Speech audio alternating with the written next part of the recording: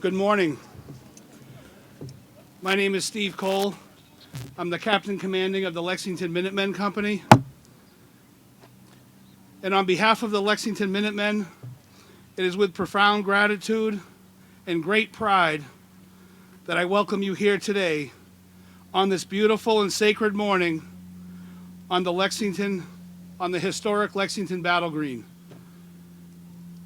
On a personal note, before I get into what I like to share with you, this is especially meaningful to me. My wife and I live in Lexington. My wife is a permanent resident. So I understand the process that you've gone through, and it's my hope that a year from now, she'll be sitting where you are. So it's with deep pleasure and pride that I get to be here with you today. There are a few places in our country that are more symbolic than right here on this common. For it was right here on April 19, 1775, that the first blood was shed for our freedom and the cause of liberty was first defended.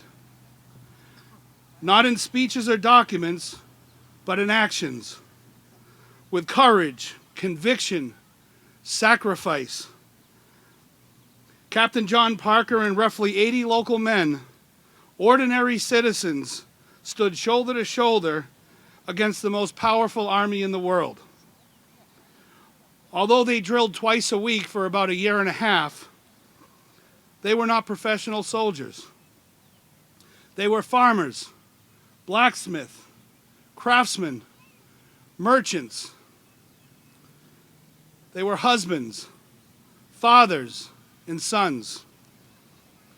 But when the moment came, they responded to Captain John Parker's orders and stood outnumbered against the British regulars. They stood firm, not for wealth or glory, and not even for themselves. They stood for freedom, for justice, and for the hope that a better world was possible. They stood for generations unborn. They stood for you. They believe in a dream of a new nation, a nation where liberty would not be the privilege of a chosen few, but the birthright of all. They believe that every person should have the freedom to live their lives in peace and to pursue happiness without fear of tyranny or oppression. That belief came from the foundation of the United States that became the foundation of the United States of America. And now, 250 years later, you stand where they once stood, not as strangers, not as guests, but as soon-to-be fellow citizens, as Americans. Today, you take your rightful place in this great, unfinished story of this country.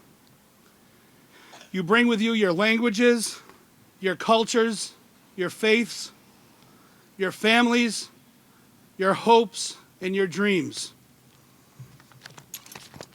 You are the living fulfillment of what those men on this green fought and died for. The enduring truth that freedom belongs to all who seek it, and that America must remain a beacon of hope in a world that still longs for liberty. This is not a ceremony. This is a sacred moment. You are becoming part of a nation built on the bloodlines, not on bloodlines, but on ideals.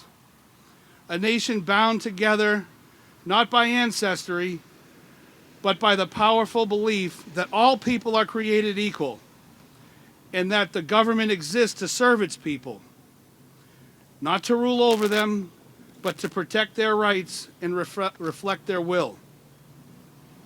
You are about to be Americans now. You carry that title with honor, with responsibility, with pride. You are now part of the ongoing journey to create a more perfect union, a journey that began right here on the dawn of April 19th, 1775. Captain Parker and his brave men dared to declare, "We will be free." So as you take your oath today, take it with your head held high. You are not just joining a country. You are joining a living, breathing, ever-evolving promise. A promise that says no matter where you come from, here you can belong. Here you are seen. Here you are heard. Here you have a voice. And here you can dream. Welcome to the land of the freedom. Welcome to the home of the brave. Welcome to the United States of America. Thank you, and may God bless you all, and may God bless this United States of America.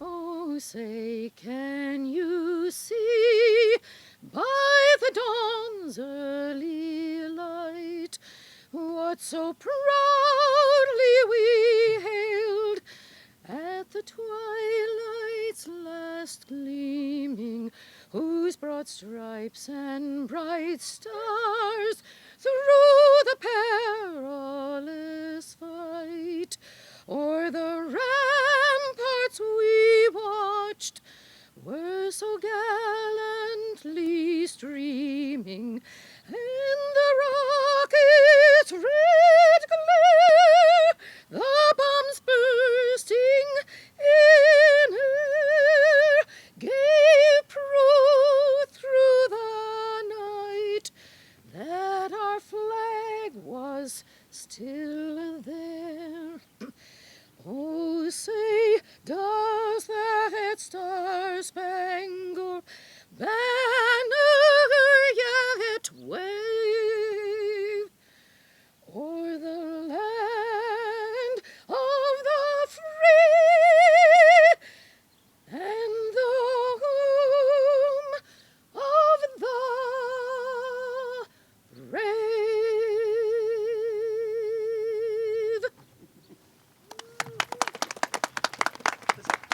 I am Craig Sandler, the president of the Lexington History Museums, and we are thrilled and honored to host today's naturalization ceremony on historic Lexington Green.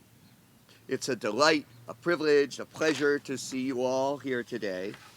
We're gathered on one of the most special spots in America to welcome a most special group of people, our soon-to-be newest American citizens. And I'm very glad to be with you. I'm also very glad to see so many of our community's leaders in the audience, and I know they share my pride in the event. From the Select Board, we have with us Chair Doug Lucente, Vice Chair Jill Hay, Joe Pato, and the Select Board's newest member, Vanita Kumar, who deserves special appreciation today because she herself became a citizen in 2007 in a ceremony much like this one.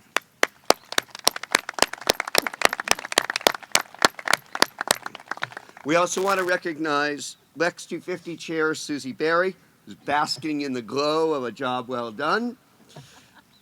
Town Manager Steve Bartha, Deputy Town Manager Kelly Axtell, and State Representative Michelle Socolo.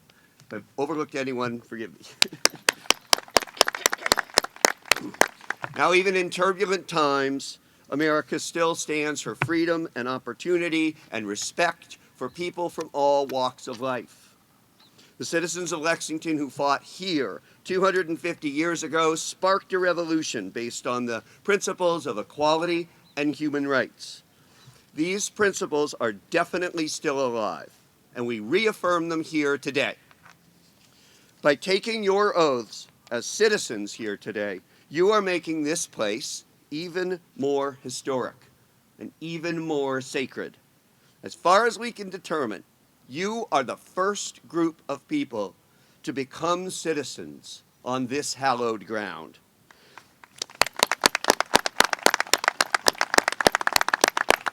So today, you take your place in history as you take your place in America. You've studied long and hard to prove you understand what it means to be American.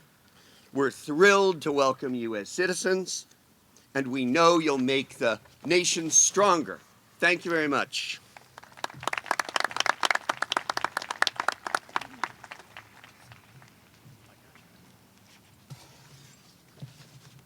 Good morning. My name is Dennis Reardon, and I am pleased to represent the United States Citizenship and Immigration Services within the Department of Homeland Security at these proceedings today. Your Honor, there are 9 applicants for naturalization present who wish to change their names as part of the naturalization process. The government has investigated the reasons for these changes and interposes no objection. I respectfully move that all 9 name changes be allowed. I'm happy to allow the motion, and for those of you who will be using new names, I hope you enjoy them. Thank you, Your Honor. Your Honor, there are 49 applicants for naturalization present here today. Each applicant has been duly examined under the provisions of the Immigration and Nationality Act of 1952 as amended, and each has been found well qualified for United States citizenship. At this time, I respectfully move that you request the Clerk of the Court to administer the oath of allegiance to all 49 applicants, thus bestowing upon them one of our nation's highest honors, United States citizenship. I'm delighted to allow the motion, and I will direct Deputy Clerk Eric Siebert to administer the oath of allegiance to the new citizens here today. Hereby declare on oath that I absolutely and entirely renounce and abjure all allegiance and fidelity to any foreign prince, potentate, state, or sovereignty, of whom or of which I have heretofore been a subject or citizen, that I will support and defend the Constitution and laws of the United States of America against all enemies, foreign and domestic, that I will bear true faith and allegiance to the same, that I will bear arms on behalf of the United States when required by the law, that I will perform non-combatant service in the armed forces of the United States when required by the law, that I will perform work of national importance under civilian direction when required by the law, that I take this obligation freely without any mental reservation or purpose of evasion. So help me God. You may be seated.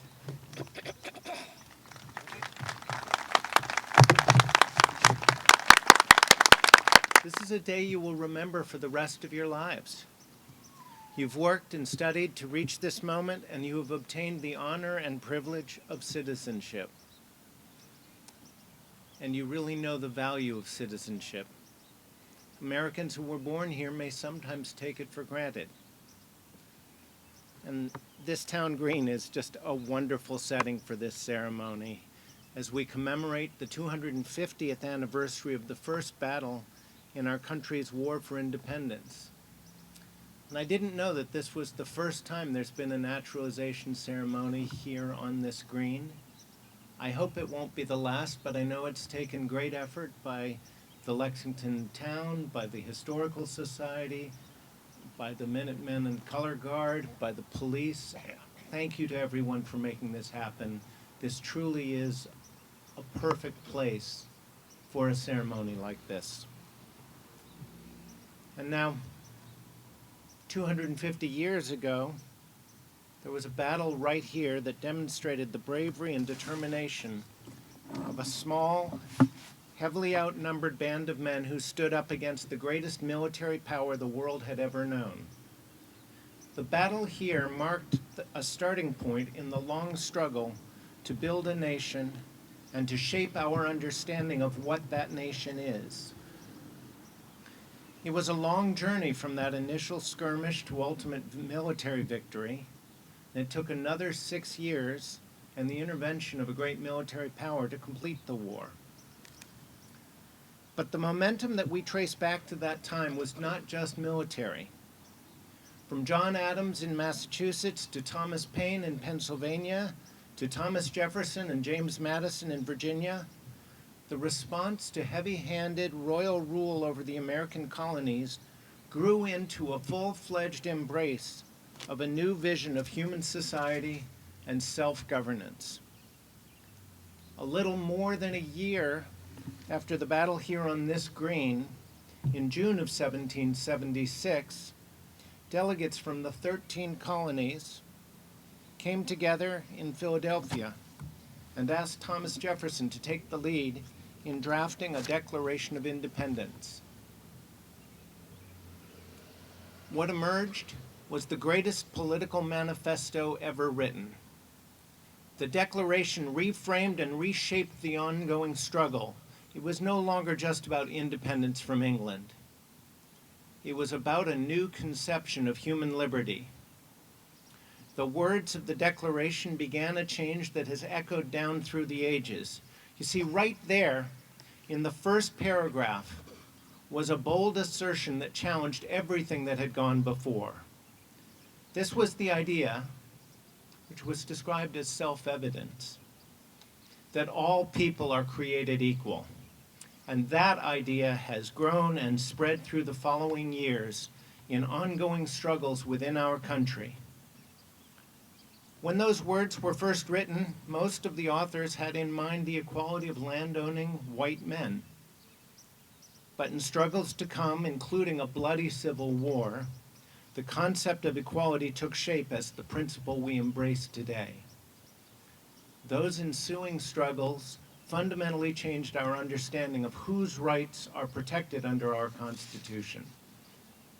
They have shaped the very meaning of the first words of the Constitution. You know what those first words are. We, the people of the United States.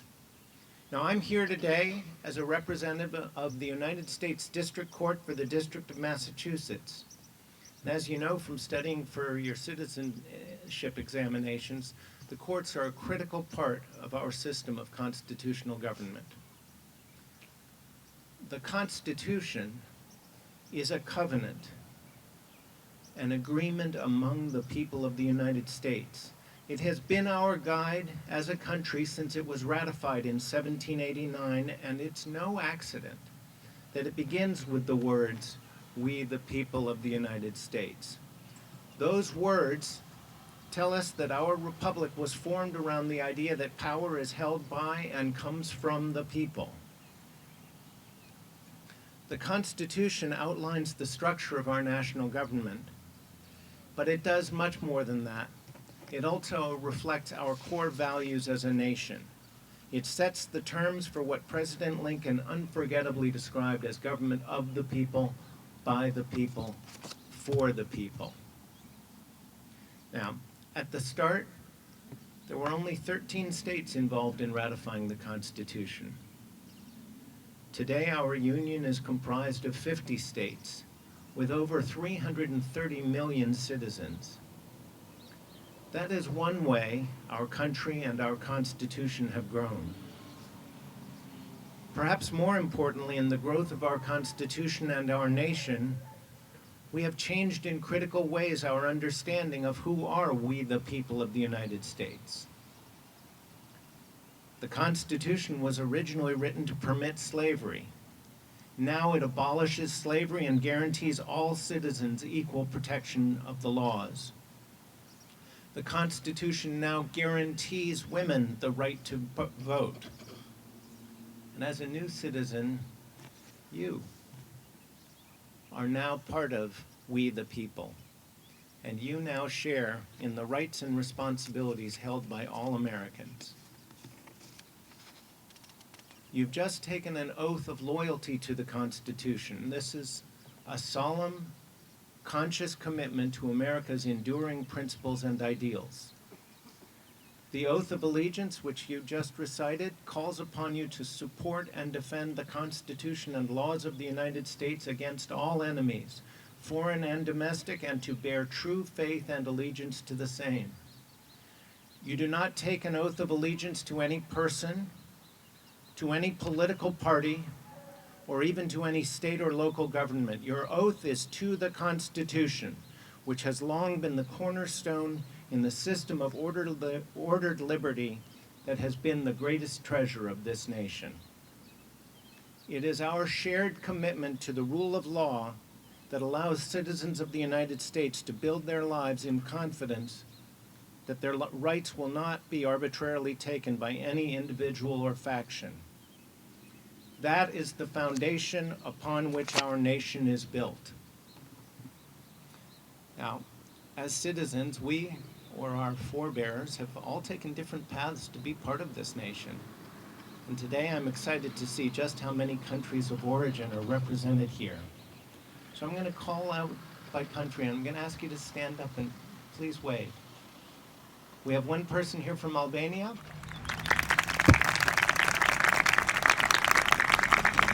And we have one from Algeria.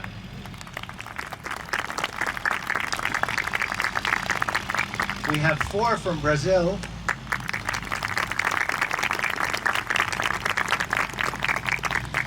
We have 5 from Cabo Verde.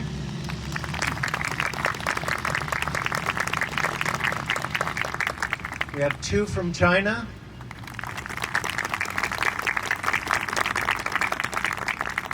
We have 1 from Colombia.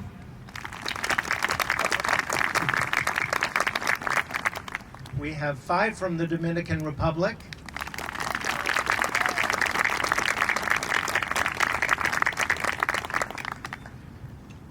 We have 1 from Ecuador. We have 2 from El Salvador.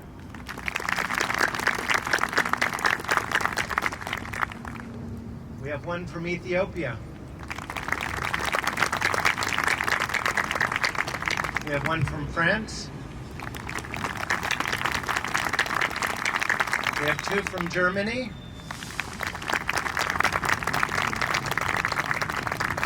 We have 1 from Ghana. We have 4 from Haiti.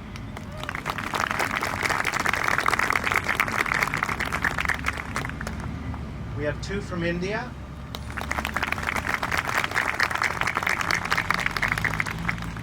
We have 2 from Iran.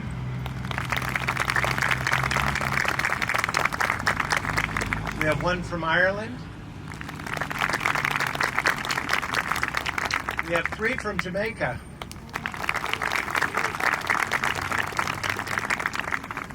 We have 1 from South Korea. We have 1 from Lebanon. We have 1 from Malawi. We have 1 from Morocco. We have 1 from Nepal. We have 1 from Poland. We have 1 from Romania. We have 1 from Sierra Leone. We have 1 from Ukraine. God save you, country. We have 1 from Vietnam. So this is just a terrific mix. Through hundreds of years, the strength and beauty of our nation and the richness of our cultural traditions has been fed by wave after wave of new Americans. Many of you left your homes in order to pursue a better life for yourselves or your families. Some of you may have fled violence, war, or instability. Some of you may have been subjected to persecution for who you are, how you look, who you love, how you worship, or what you believe. We are a nation that celebrates the range of different experiences that has brought each of us here. And as we celebrate our diversity of backgrounds and experiences, we also celebrate our unity under the Constitution as we, the people of the United States. By taking the oath of allegiance and completing the long legal process of becoming a U.S. citizen, You have now become part of the group that created and owes its loyalty to the Constitution. You are now part of we, the people of the United States. So you should get used to saying that. I'm going to ask everybody to stand up, and any other citizens who are here, let's say it out loud together. We, the people of the United States. Again and louder. We, the people of the United States. We're outdoors so we can be really loud. We, the people of the United States. One more time. We, the people of the United States. Feels good, doesn't it? You can be seated. I've got a little more to talk about. As you enjoy the rights and benefits of citizenship, you must also recognize the responsibilities that come with it. Our country's greatness today is the product of the efforts of those who came before us, people who set out to make our country better, not just for themselves, but for countless others who would come after them. They built and improved our country for people they would never meet. They fought and marched and voted to create a constitution that honored the rights of all persons within our borders. All of us benefit directly from their efforts, and all of us, in turn, owe it to this country to make this a better nation for those who will follow us. So what are some of those responsibilities? Well, first of all, I urge you, vote. Find out about the issues in your local, state, and national elections and make sure to cast your ballot. You're part of this now. We may not always like the choices we face, but that's what it means to be part of a self-governing nation. We are all called upon to participate, to choose our direction as a people. Second, serve. Some of you will be required to register for possible military service. At this time, no one is compelled to join the armed forces, but some of you, I'm sure, will choose to serve in the Army, the Navy, the Air Force, the Marines, or the Coast Guard. And I urge all of you to support and honor the men and women who put their lives on the line to protect our country. And we have a few new citizens today who have already begun their service.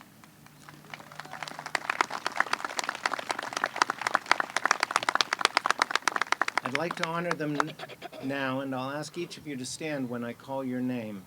We've got Celestino Brandao Gomes, Army National Guard. We have Rafael Barroso de Cunha, veteran in the Navy. We have Theo Antonio Gordon, also Navy.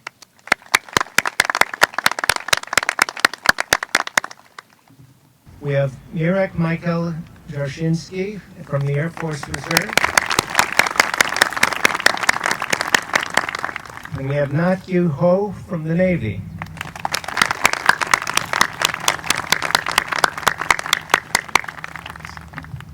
Some of you will find other ways to serve your country and your community. You will participate in religious and civic organizations.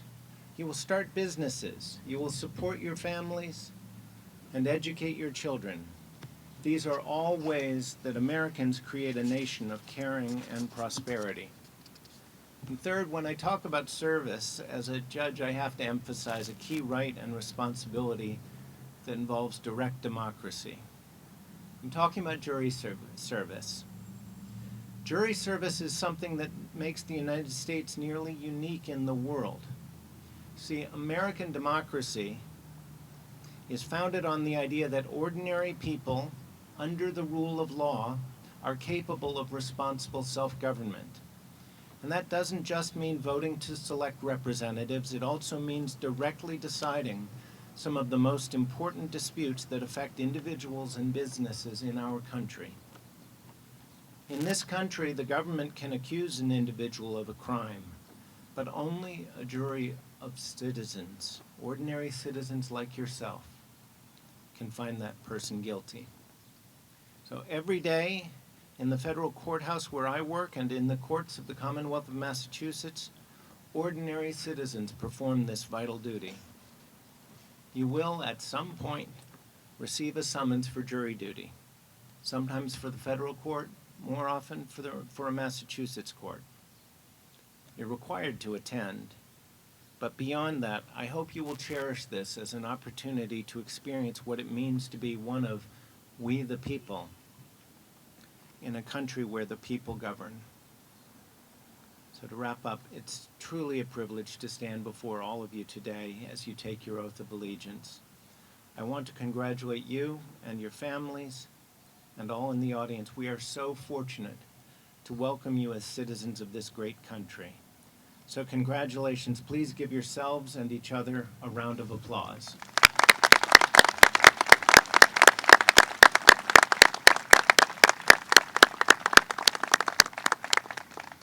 And now I'd like to introduce Cameron Hickey, who's the Chief Executive Officer of the National Conference on Citizenship. Good morning.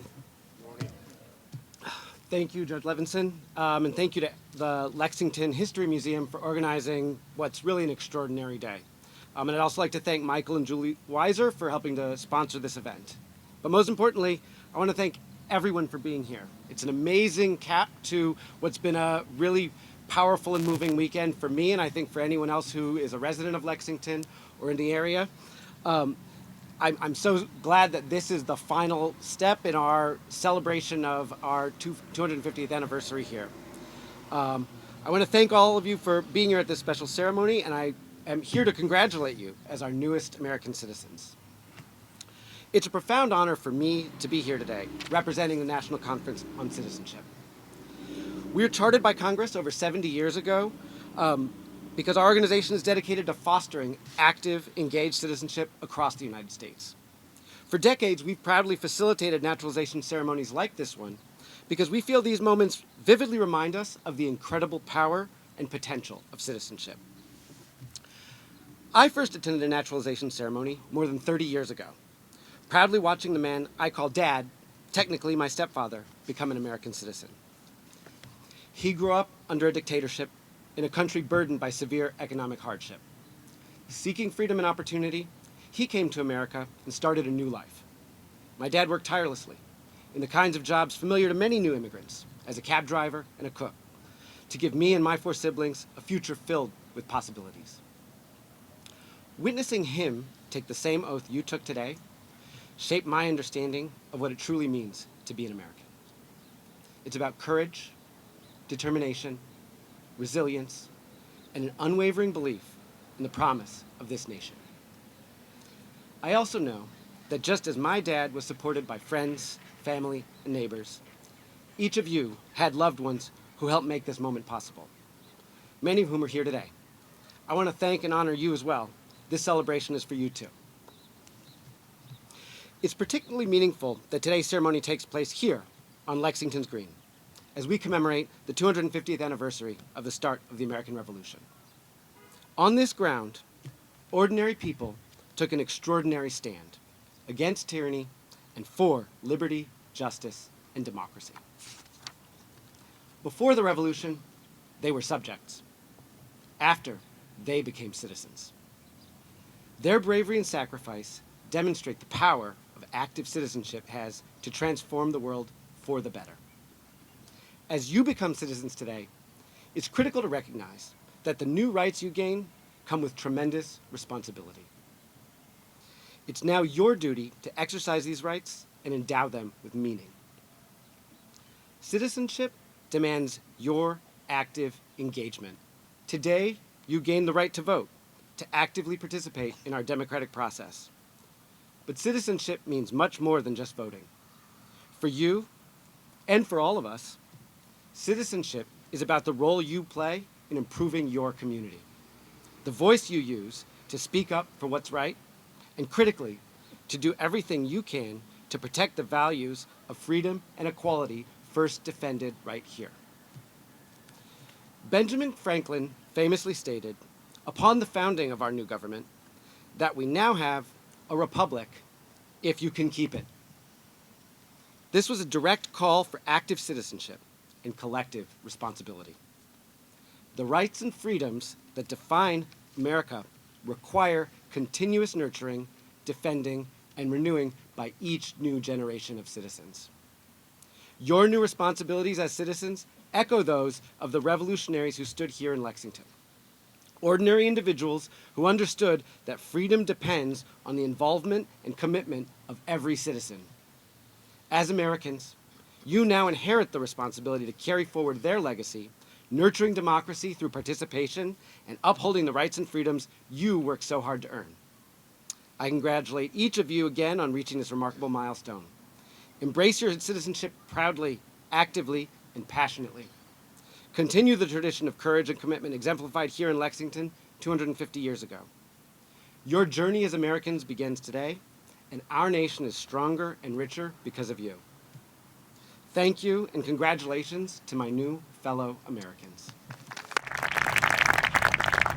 I, too, am a naturalized citizen. My Estonian parents and grandparents fled communism at the end of World War II, leaving behind a good life. After working several years for the Americans in Europe, we were finally offered passage to America and a few years citizenship. They thrived here in the land of opportunity.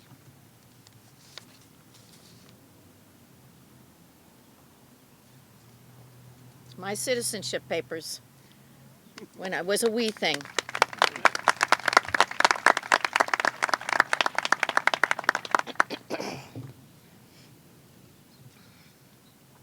Truly an honor to be here today, I must say. Okay, let me just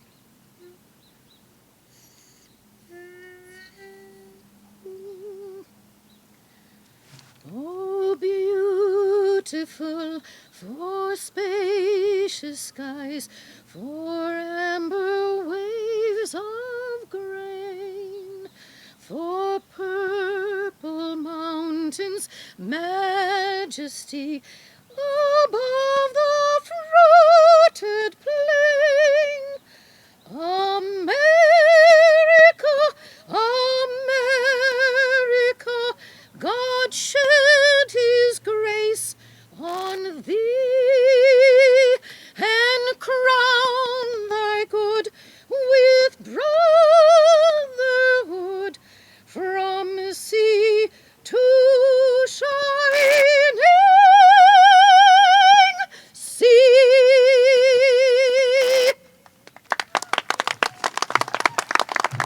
I pledge allegiance to the flag of the United States of America and to the republic for which it stands, one nation, under God, indivisible, with liberty and justice for all.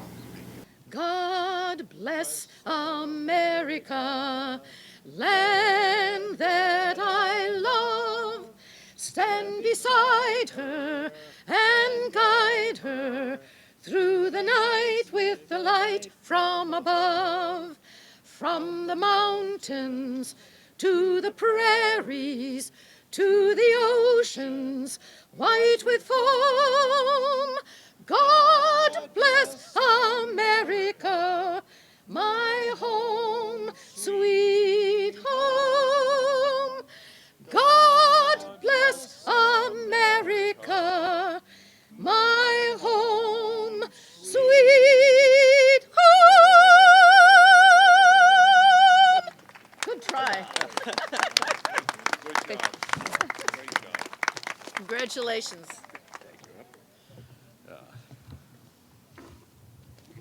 The United States District Court for the District of Massachusetts is now closed. Please remain standing while His Honor Judge Levinson exits. Ladies and gentlemen, thank you and congratulations once again. Thank you.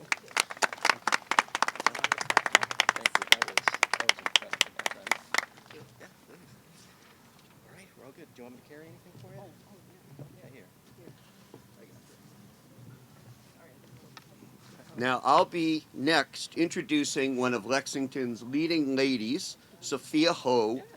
But before I do that, I have a couple of program notes for the audience. After Sophia speaks, Boston's Customs and Immigration Services field staff will be distributing naturalization certificates. So congratulations and huzzah for that. And our town clerk, Mary Alderetti, is going to be staffing the table so that you can register to vote on the spot. So huzzah for that. Good morning, my fellow Americans. It's a great morning. 60 years ago, I became an American citizen, and I've had a great life. I became a wife, mother, grandma, and great-grandma. So this is such a great occasion. When I became a citizen, I was fortunate to have already gone to college here, so I learned English. I feel speaking to English is very important, that you get along with your neighbors, you know what's going on in your community, and you can have an opportunity to social with your friends, negotiate with people, and get along with everything. And what I'm going to say, actually, these speakers already told us, with privilege, as an American, you enjoy all the privileges, all benefits of this country, but we also have obligations. One of them is to register to vote. As it was announced, Lexington residents can go and register already. All you need is have a license to prove your age. And you don't need your naturalization paper. You keep that in a safe place. And don't say one vote doesn't count. Every vote counts. And when you speak, people can hear you. Otherwise, you will suffer and nobody knows. So I registered to vote, and I actually advised some others, urged them to register. It is important to say things. And I want to show you, this is called Minuteman cane. It's given to a person, 80 years and over, lived in Lexington for 15 years, and had made a contribution to our community. I'm very proud to have received this. I believe you enjoy, but you also need to give back. And there's a saying, happiness is built on helping others. When you help others, you're happy. And I'm thrilled that we're all here as immigrants, now as American citizens. Welcome, my fellow citizens.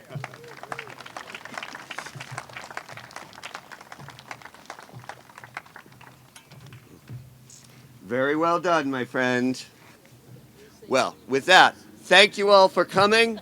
Huzzah for you, huzzah for Lexington, and huzzah for the USA.